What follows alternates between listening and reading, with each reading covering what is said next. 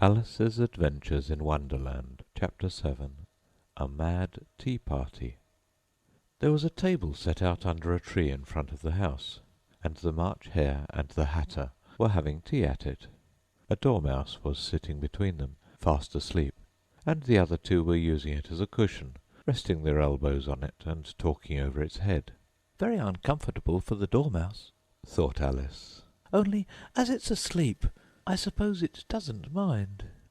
The table was a large one, but the three were all crowded together at one corner of it. "No room, no room," they cried out when they saw Alice coming. "There's plenty of room," said Alice indignantly, and she sat down in a large armchair at one end of the table. "Have some wine," the March Hare said in an encouraging tone. Alice looked all round the table, but there was nothing on it but tea. "I don't see any wine," she remarked. "There isn't any," said the March Hare. "Then it wasn't very civil of you to offer it," said Alice angrily. "It wasn't very civil of you to sit down without being invited," said the March Hare. "I didn't know it was your table," said Alice. "It's laid for a great many more than 3. "Your hair wants cutting," said the Hatter. He had been looking at Alice for some time, with great curiosity, and this was his first speech. "You should learn not to make personal remarks," Alice said with some severity. "It's very rude." The Hatter opened his eyes very wide on hearing this, but all he said was, "Why is a raven like a writing desk?" "Come, we shall have some fun now," thought Alice. "I'm glad they've begun asking riddles. I believe I can guess that," she added aloud. "Do you mean that you think you can find out the answer to it?" said the March Hare. "Exactly so," said Alice. "Then you should say what you mean," the March Hare went on. "I do," Alice hastily replied. "At least I mean what I say. That's the same thing, you know." "Not the same thing a bit," said the Hatter. "You might just as well say that I see what I eat is the same thing as I eat what I see." "You might as well say," added the March Hare, "that I like what I get is the same thing as I get what I like." "You might as well say," added the Dormouse, who seemed to be talking in his sleep, "that I breathe when I sleep is the same thing as I sleep when I breathe." "It is the same thing with you," said the Hatter, and here the conversation dropped, and the party sat silent for a minute, while Alice thought over all she could remember about ravens and writing desks, which wasn't much. The Hatter was the first to break the silence. "What day of the month is it?" he said, turning to Alice. He had taken his watch out of his pocket, and was looking at it uneasily, shaking it every now and then, and holding it to his ear. Alice considered a little, and then said, "The 4th.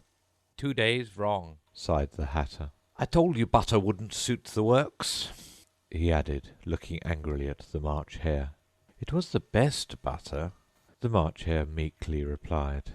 "Yes, but some crumbs must have got in as well," the Hatter grumbled. "You shouldn't have put it in with the bread knife." The March Hare took the watch and looked at it gloomily. Then he dipped it into his cup of tea and looked at it again, but he could think of nothing better to say than his first remark. "It was the best butter, you know." Alice had been looking over his shoulder with some curiosity. "What a funny watch," she remarked. "It tells the day of the month, and doesn't tell what o'clock it is." "Why should it?" muttered the Hatter. "Does your watch tell you what year it is?" "Of course not," Alice replied very readily. "But that's because it stays the same year for such a long time together." "Which is just the case with mine," said the Hatter. Alice felt dreadfully puzzled. The Hatter's remark seemed to have no sort of meaning in it, and yet it was certainly English. "I don't quite understand you," she said, as politely as she could. "The Dormouse is asleep again," said the Hatter, and he poured a little hot tea upon its nose.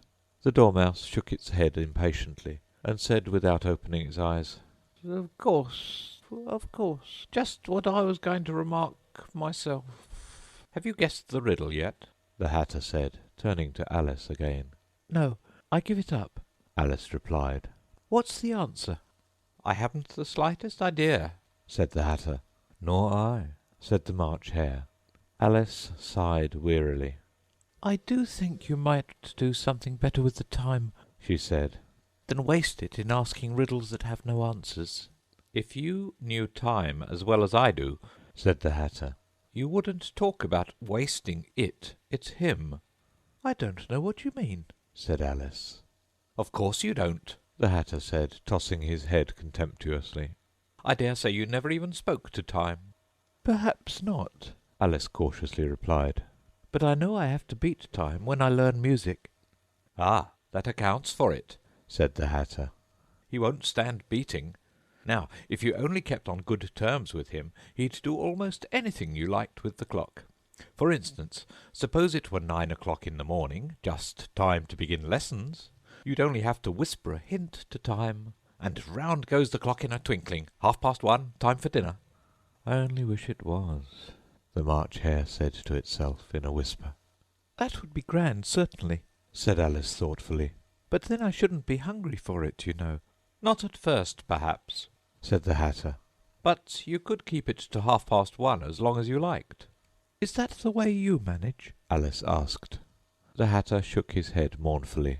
Not I, he replied. We quarrelled last March, just before he went mad, you know. Pointing with his teaspoon at the March Hare. It was at the great concert given by the Queen of Hearts, and I had to sing Twinkle, Twinkle, Little Bat, How I Wonder What You're At. You know the song, perhaps? "I've heard something like it," said Alice. It goes on, you know, the Hatter continued, in this way. Up above the world you fly, like a tea-tray in the sky.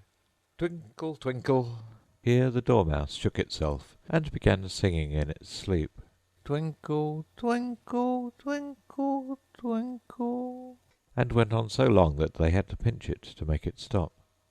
Well, I'd hardly finished the first verse, said the Hatter, when the Queen jumped up and bawled out, "He's murdering the time! Off with his head!" "How dreadfully savage!" exclaimed Alice. And ever since that, the Hatter went on in a mournful tone, he won't do a thing I ask. It's always 6 o'clock now. A bright idea came into Alice's head. "Is that the reason so many tea things are put out here?" she asked. Yes, that's it, said the Hatter with a sigh. It's always tea time, and we've no time to wash the things between whiles. "Then you keep moving round, I suppose," said Alice. Exactly so, said the Hatter, as the things get used up. "But what happens when you come to the beginning again?" Alice ventured to ask. "Suppose we change the subject," the March Hare interrupted, yawning.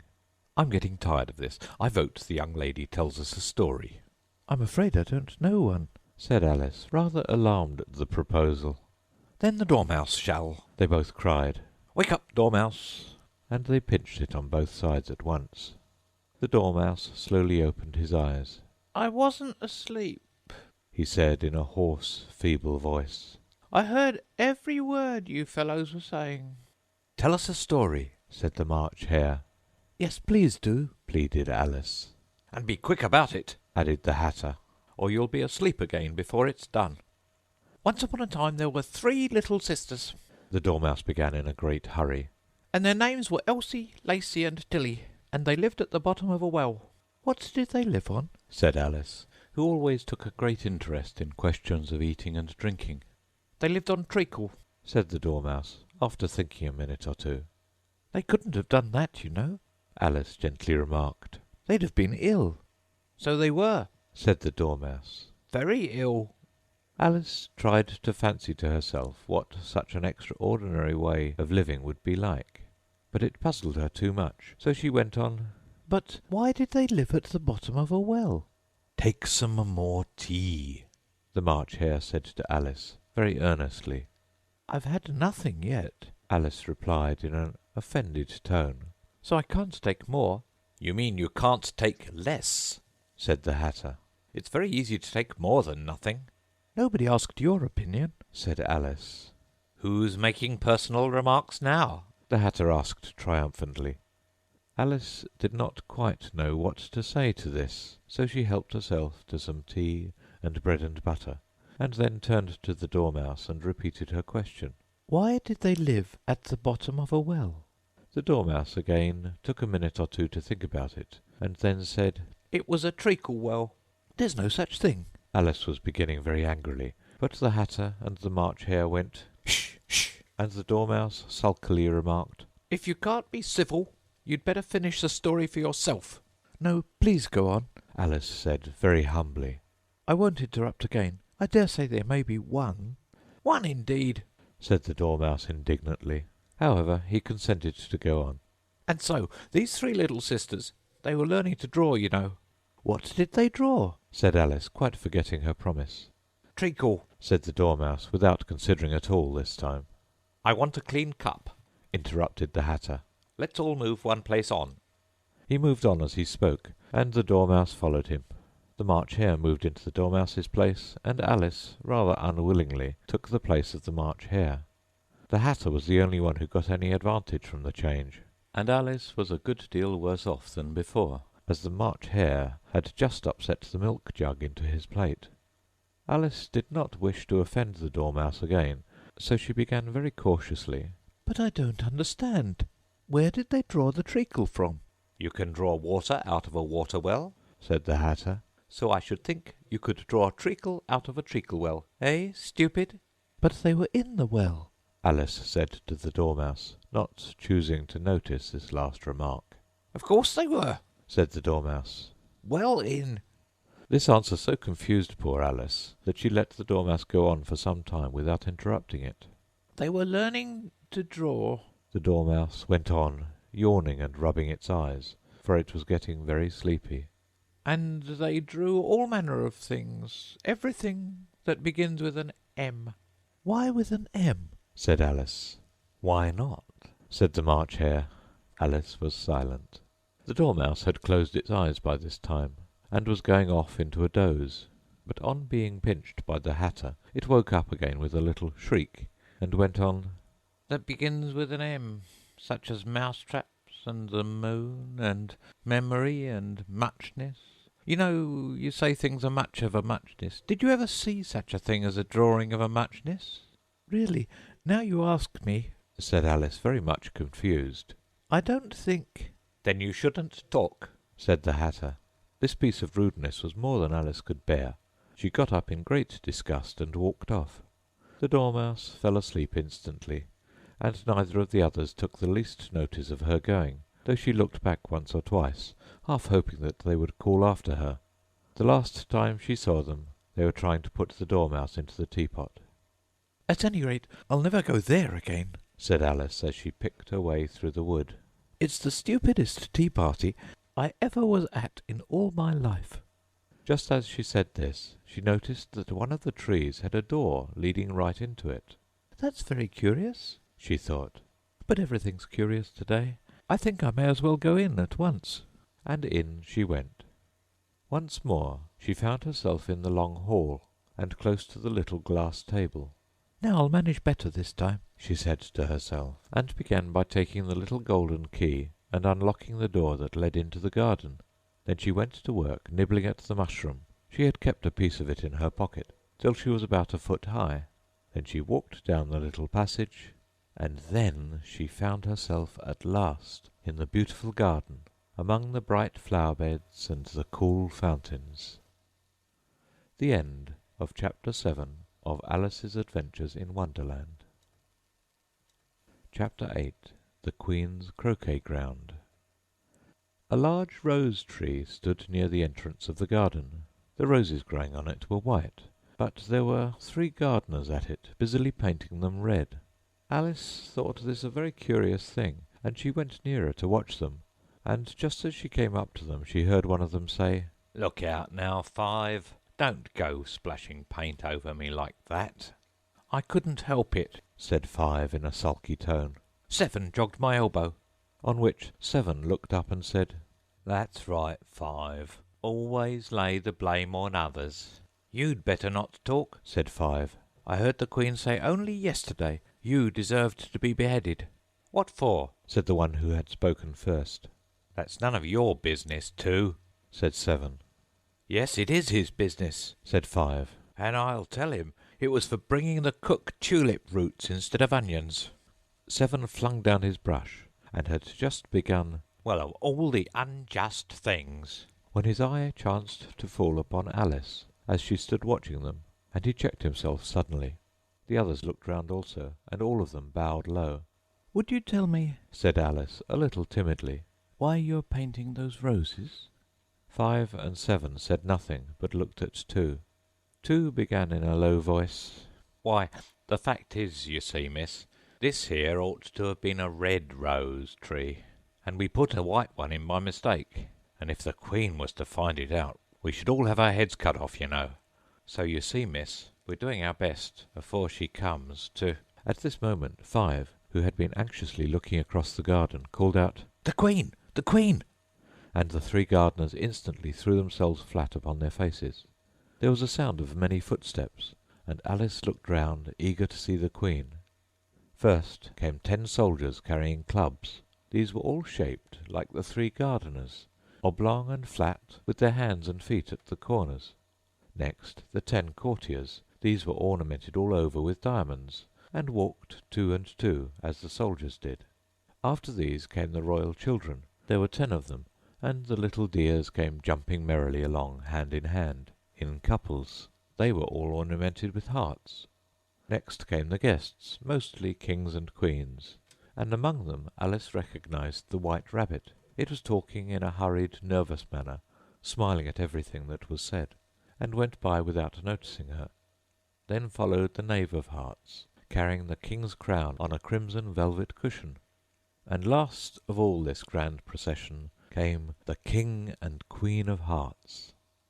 Alice was rather doubtful whether she ought not to lie down on her face, like the 3 gardeners, but she could not remember ever having heard of such a rule at processions. "And besides, what would be the use of a procession," thought she, "if people had all to lie down upon their faces, so that they couldn't see it?" So she stood still where she was and waited. When the procession came opposite to Alice, they all stopped and looked at her, and the Queen said severely, "Who is this?" She said it to the Knave of Hearts, who only bowed and smiled in reply. "Idiot!" said the Queen, tossing her head impatiently, and turning to Alice she went on, "What's your name, child?" "My name is Alice, so please your Majesty," said Alice, very politely, but she added to herself, "Why, they're only a pack of cards, after all. I needn't be afraid of them." "And who are these?" said the Queen, pointing to the 3 gardeners who were lying round the rose-tree. For, you see, as they were lying on their faces, and the pattern on their backs was the same as the rest of the pack, she could not tell whether they were gardeners, or soldiers, or courtiers, or 3 of her own children. "How should I know?" said Alice, surprised at her own courage. "It's no business of mine." The Queen turned crimson with fury, and after glaring at her for a moment like a wild beast, screamed, "Off with her head! Off!" "Nonsense!" said Alice very loudly and decidedly, and the Queen was silent. The King laid his hand upon her arm and timidly said, "Consider, my dear, she is only a child." The Queen turned angrily away from him, and said to the Knave, "Turn them over!" The Knave did so, very carefully, with 1 foot. "Get up!" said the Queen in a shrill, loud voice, and the 3 gardeners instantly jumped up and began bowing to the King, the Queen, the royal children, and everybody else. "Leave off that!" screamed the Queen. "You make me giddy!" And then, turning to the rose-tree, she went on, "What have you been doing here?" "May it please your Majesty," said 2 in a very humble tone, going down on one knee as he spoke. "We were trying—" "I see," said the Queen, who had meanwhile been examining the roses. "Off with their heads!" And the procession moved on, 3 of the soldiers remaining behind to execute the unfortunate gardeners, who ran to Alice for protection. "You shan't be beheaded," said Alice, and she put them into a large flower-pot that stood near. The 3 soldiers wandered about for a minute or 2 looking for them, and then quietly marched off after the others. "Are their heads off?" shouted the Queen. "Their heads are gone, if it please your Majesty," the soldiers shouted in reply. "That's right!" shouted the Queen. "Can you play croquet?" The soldiers were silent and looked at Alice, as the question was evidently meant for her. "Yes," shouted Alice. "Come on, then!" roared the Queen, and Alice joined the procession, wondering very much what would happen next. It's a very fine day," said a timid voice at her side. She was walking by the White Rabbit, who was peeping anxiously into her face. "Very. said Alice. "Where's the Duchess?" "Hush, hush!" said the rabbit in a low, hurried tone. He looked anxiously over his shoulder as he spoke, and then raised himself upon tiptoe, put his mouth close to her ear, and whispered, "She's under sentence of execution." "What for?" said Alice. "Did you say, 'what a pity'?" The rabbit asked. "No, I didn't," said Alice. "I don't think it's at all a pity. I said, what for?" "She boxed the Queen's ears." the rabbit began. Alice gave a little scream of laughter. "Oh, hush!" The rabbit whispered in a frightened tone. "The Queen will hear you. You see, she came rather late, and the Queen said—" "Get to your places!" shouted the Queen in a voice of thunder, and people began running about in all directions, tumbling up against each other. However, they got settled down in a minute or two, and the game began. Alice thought she had never seen such a curious croquet ground in all her life. It was all ridges and furrows. The balls were live hedgehogs, the mallets live flamingoes, and the soldiers had to double themselves up and to stand on their hands and feet to make the arches. The chief difficulty Alice found at first was in managing her flamingo.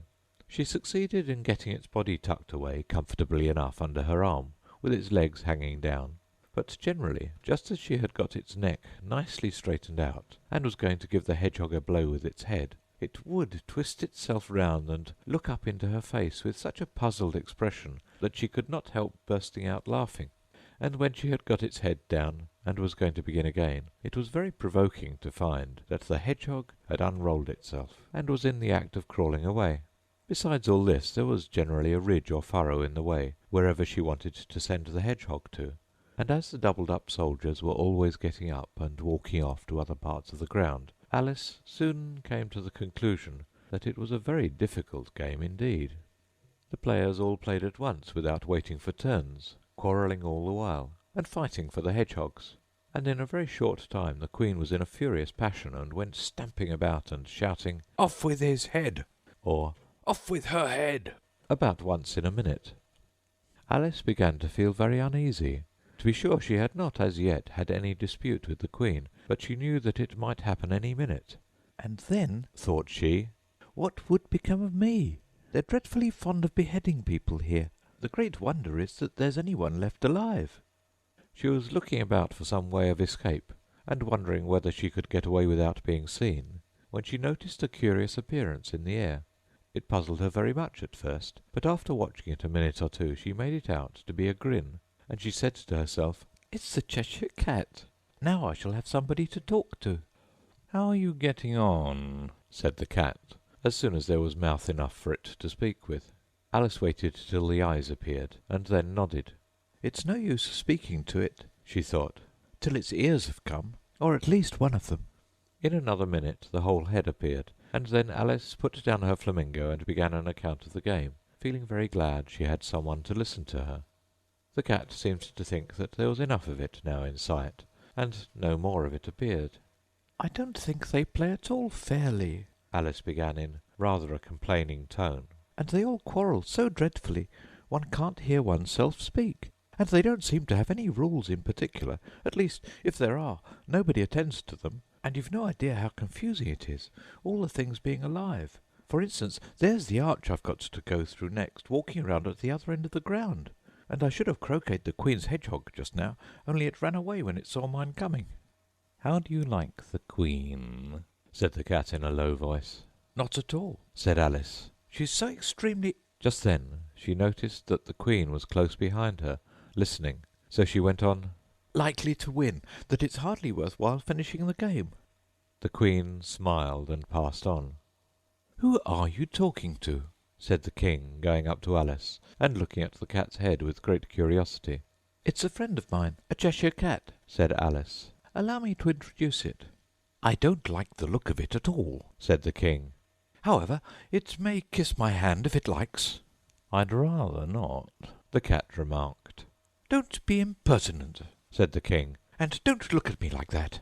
He got behind Alice as he spoke. "A cat may look at a king," said Alice. "I've read that in some book, but I don't remember where." "Well, it must be removed," said the King very decidedly, and he called the Queen, who was passing at the moment. "My dear, I wish you would have this cat removed." The Queen had only one way of settling all difficulties, great or small. Off with his head, she said, without even looking round. I'll fetch the executioner myself, said the king eagerly, and he hurried off. Alice thought she might as well go back and see how the game was going on, as she heard the queen's voice in the distance, screaming with passion. She had already heard her sentence 3 of the players to be executed for having missed their turns, and she did not like the look of things at all, as the game was in such confusion that she never knew whether it was her turn or not. So she went in search of her hedgehog. The hedgehog was engaged in a fight with another hedgehog, which seemed to Alice an excellent opportunity for croqueting one of them with the other. The only difficulty was that her flamingo was gone across to the other side of the garden, where Alice could see it trying in a helpless sort of way to fly up into a tree. By the time she had caught the flamingo and brought it back, the fight was over, and both the hedgehogs were out of sight. But it doesn't matter much, thought Alice, as all the archers are gone from this side of the ground. So she tucked it away under her arm, that it might not escape again, and went back for a little more conversation with her friend. When she got back to the Cheshire Cat, she was surprised to find quite a large crowd collected round it. There was a dispute going on between the executioner, the king, and the queen, who were all talking at once, while all the rest were quite silent, and looked very uncomfortable. The moment Alice appeared, she was appealed to by all 3 to settle the question, and they repeated their arguments to her, though, as they all spoke at once, she found it very hard indeed to make out exactly what they said. The executioner's argument was that you couldn't cut off a head unless there was a body to cut it off from, that he had never had to do such a thing before, and he wasn't going to begin at his time of life. The king's argument was that anything that had a head could be beheaded, and that you weren't to talk nonsense. The queen's argument was that if something wasn't done about it in less than no time, she'd have everybody executed all round. It was this last remark that had made the whole party look so grave and anxious. Alice could think of nothing else to say but, "It belongs to the Duchess. You'd better ask her about it." "She's in prison," the queen said to the executioner. "Fetch her here." And the executioner went off like an arrow. The cat's head began fading away the moment he was gone, and by the time he had come back with the Duchess, it had entirely disappeared. So the king and the executioner ran wildly up and down looking for it, while the rest of the party went back to the game. The end of Chapter 8 of Alice's Adventures in Wonderland. Chapter 9. The Mock Turtle's Story. "You can't think how glad I am to see you again, you dear old thing," said the Duchess, as she tucked her arm affectionately into Alice's, and they walked off together. Alice was very glad to find her in such a pleasant temper, and thought to herself that perhaps it was only the pepper that had made her so savage when they met in the kitchen. "When I'm a duchess," she said to herself, not in a very hopeful tone, though, "I won't have any pepper in my kitchen at all. Soup does very well without. Maybe it's always pepper that makes people hot-tempered," she went on, very much pleased at having found out a new kind of rule. "and vinegar that makes them sour, and camomile that makes them bitter, and barley sugar and such things that make children sweet-tempered. I only wish people knew that. Then they wouldn't be so stingy about it, you know." She had quite forgotten the Duchess by this time, and was a little startled when she heard her voice close to her ear. "You're thinking about something, my dear, and that makes you forget to talk. I can't tell you just now what the moral of that is, but I shall remember it in a bit." "Perhaps it hasn't one," Alice ventured to remark. "Child," said the Duchess, "everything's got a moral if only you can find it." And she squeezed herself up closer to Alice's side as she spoke. Alice did not much like keeping so close to her. First, because the Duchess was very ugly, and secondly, because she was exactly the right height to rest her chin upon Alice's shoulder, and it was an uncomfortably sharp chin. However, she did not like to be rude, so she bore it as well as she could. "The game's going on rather better now," she said, by way of keeping up the conversation a little. "'Tis so," said the Duchess, "and the moral of that is, 'tis love that makes the world go round." "Somebody said," Alice whispered, "that it's done by everybody minding their own business." "Ah, well, it means much the same thing," said the Duchess, digging her sharp little chin into Alice's shoulder as she added, "and the moral of that is, take care of the sense, and the sounds will take care of themselves." How fond she is of finding morals in things, Alice thought to herself. "I dare say you're wondering why I don't put my arm round your waist," the Duchess said after a pause. "The reason is that I'm doubtful about the temper of your flamingo. Shall I try the experiment?" he might bite. Alice cautiously replied, not feeling at all anxious to have the experiment tried. "Very true," said the Duchess. "Flamingos and mustard both bite, and the moral of that is, birds of a feather flock together." Only mustard isn't a bird, Alice remarked. "Right as usual," said the Duchess. "What a clear way you have of putting things." it's a mineral, I think, said Alice. "Of course it is," said the Duchess, who seemed ready to agree to everything that Alice said. "There's a large mustard mine near here, and the moral of that is, the more there is of mine, the less there is of yours." Oh, I know, exclaimed Alice, who had not attended to this last remark. it's a vegetable. It doesn't look like one, but it is. "I quite agree with you," said the Duchess. "And the moral of that is, be what you would seem to be. Or, if you'd like to put it more simply, never imagine yourself not to be otherwise than what it might appear to others that what you were or might have been was not otherwise than what you had been would have appeared to them to be otherwise." I think I should understand that better, Alice said very politely. if I had it written down, but I can't quite follow it as you say it. "That's nothing to what I could say if I chose," The Duchess replied in a pleased tone. Pray don't trouble yourself to say it any longer than that, said Alice. "Oh, don't bother about trouble," said the Duchess. "I make you a present of everything I've said as yet." A cheap sort of present, thought Alice. I'm glad they don't give birthday presents like that. But she did not venture to say it out loud. Thinking again? The Duchess asked, with another dig of her sharp little chin. I've a right to think, said Alice sharply, for she was beginning to feel a little worried. "Just about as much right," said the Duchess, "as pigs have to fly, and the But here, to Alice's great surprise, the Duchess's voice died away, even in the middle of her favourite word, moral, and the arm that was linked into hers began to tremble. Alice looked up, and there stood the Queen in front of them, with her arms folded, frowning like a thunderstorm. A fine day, your Majesty, the Duchess began in a low, weak voice. "Now, I give you fair warning," shouted the Queen, stamping on the ground as she spoke. "Either you or your head must be off, and that in about half no time. Take your choice." The Duchess took her choice and was gone in a moment. "Let's go on with the game," the Queen said to Alice, and Alice was too much frightened to say a word, but slowly followed her back to the croquet ground. The other guests had taken advantage of the Queen's absence, and were resting in the shade. However, the moment they saw her, they hurried back to the game, the Queen merely remarking that a moment's delay would cost them their lives. All the time they were playing, the Queen never left off quarrelling with the other players, and shouting, "Off with his head!" or "Off with her head!" Those whom she sentenced were taken into custody by the soldiers, who of course had to leave off being archers to do this, so that by the end of half an hour or so there were no archers left, and all the players, except the King, the Queen, and Alice, were in custody and under sentence of execution. Then the Queen left off, quite out of breath, and said to Alice, "Have you seen the mock turtle yet?" No, said Alice. I don't even know what a mock turtle is. "It's the thing mock turtle soup is made from," said the Queen. I never saw one, or heard of one, said Alice. "Come on, then," said the Queen, "and he shall tell you his history." As they walked off together, Alice heard the King say in a low voice to the company generally, "You are all pardoned." Come, that's a good thing, she said to herself, for she had felt quite unhappy at the number of executions the Queen had ordered.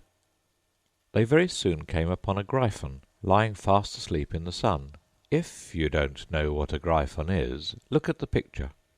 "Up, lazy thing," said the Queen, "and take this young lady to see the mock turtle, and to hear his history. I must go back and see after some executions I have ordered." and she walked off, leaving Alice alone with the Gryphon. Alice did not quite like the look of the creature, but on the whole she thought it would be quite as safe to stay with it as to go after that savage queen, so she waited. The Gryphon sat up and rubbed its eyes. Then it watched the queen till she was out of sight. Then it chuckled. "What fun!" said the Gryphon, half to itself, half to Alice. "What is the fun?" said Alice. "Why, she," said the Gryphon. "It's all her fancy, that. They never executes nobody, you know. Come on." "Everybody says 'come on' here," thought Alice, as she went slowly after it. "I never was so ordered about in all my life, never." They had not gone far before they saw the Mock Turtle in the distance, sitting sad and lonely on a little ledge of rock, and as they came nearer Alice could hear him sighing as if his heart would break. She pitied him deeply. "What is his sorrow?" she asked the Gryphon, and the Gryphon answered very nearly in the same words as before. "It's all his fancy, that. He hasn't got no sorrow, you know. Come on." So they went up to the Mock Turtle, who looked at them with large eyes full of tears, but said nothing. "This here young lady," said the Gryphon, "she wants for to know your history, she do." "I'll tell it to her," said the Mock Turtle in a deep, hollow tone. "Sit down, both of you, and don't speak a word till I've finished." So they sat down, and nobody spoke for some minutes. Alice thought to herself, "I don't see how he can even finish if he doesn't begin." but she waited patiently. "Once," said the Mock Turtle at last, with a deep sigh, "I was a real turtle." These words were followed by a very long silence, broken only by an occasional exclamation of "Rrrr" from the Gryphon, and the occasional heavy sobbing of the Mock Turtle. Alice was very nearly getting up and saying, "Thank you, sir, for your interesting story." but she could not help thinking there must be more to come, so she sat still and said nothing. "When we were little," the Mock Turtle went on at last, more calmly, though still sobbing a little now and then, "we went to school in the sea. The master was an old turtle. We used to call him Tortoise." "Why did you call him Tortoise if he wasn't one?" Alice asked. "We called him Tortoise because he taught us," said the Mock Turtle angrily. "Really, you are very dull. You ought to be ashamed of yourself for asking such a simple question," added the Gryphon, and then they both sat silent and looked at poor Alice, who felt ready to sink into the earth. At last the Gryphon said to the Mock Turtle, "Drive on, old fellow. Don't be all day about it." And he went on in these words. "Yes, we went to school in the sea, though you may not believe it." "I never said I didn't," interrupted Alice. "You did," said the Mock Turtle. "Hold your tongue," added the Gryphon, before Alice could speak again. The Mock Turtle went on. "We had the best of educations. In fact, we went to school every day." "I've been to a day school too," said Alice. "You needn't be so proud as all that." "With extras?" asked the Mock Turtle, a little anxiously. "Yes," said Alice. "we learnt French and music." "And washing?" said the Mock Turtle. "Certainly not," said Alice indignantly. "Ah, then yours wasn't a really good school," said the Mock Turtle in a tone of great relief. "Now at ours they had at the end of the bill French, music, and washing extra." "You couldn't have wanted it much, said Alice. living at the bottom of the sea." "I couldn't afford to learn it," said the Mock Turtle with a sigh. "I only took the regular course." "What was that?" inquired Alice. "Reeling and writhing, of course, to begin with," the Mock Turtle replied, "and then the different branches of arithmetic. Ambition, distraction, uglification, and derision." "I never heard of uglification," Alice ventured to say. "What is it?" The Gryphon lifted up both its paws in surprise. "What? Never heard of uglifying?" it exclaimed. "You know what to beautify is, I suppose?" "Yes," said Alice doubtfully. "it means to make anything prettier." "Well then," the Gryphon went on, "if you don't know what to uglify is, you are a simpleton."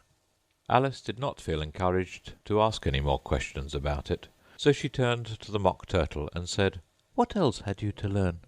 "Well, there was mystery," the Mock Turtle replied, counting off the subjects on his flappers. "Mystery ancient and modern, with seaography. Then drawling. The drawling master was an old conger eel that used to come once a week. He taught us drawling, stretching, and fainting in coils." "What was that like?" said Alice. "Well, I can't show it you myself," the Mock Turtle said. "I'm too stiff, and the Gryphon never learnt it."